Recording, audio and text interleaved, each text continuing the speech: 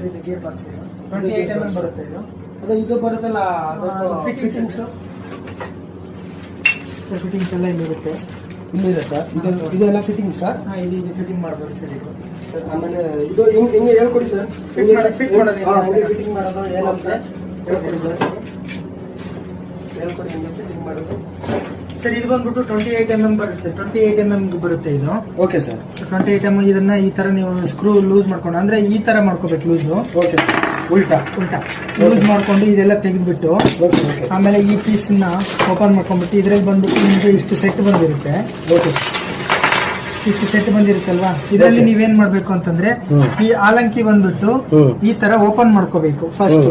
ಇದ್ರಲ್ಲೇ ಕೊಟ್ಟಿರ್ತಾನೆ ಎಲ್ಲಾನು. ಇದ್ರಲ್ಲಿ ಹಿಂಗ್ ಓಪನ್ ಮಾಡ್ಕೊಂಡು ಅವಾಗ ನೀವು ಇದನ್ನ ಈ ಕಡೆಯಿಂದ ಒಂದು ಹಾಕಿ ಈ ಕಡೆಯಿಂದ ಒಂದು ಹಾಕ್ಬೇಕು. ಈ ತರ ಹಾಕ್ಬಿಟ್ಟು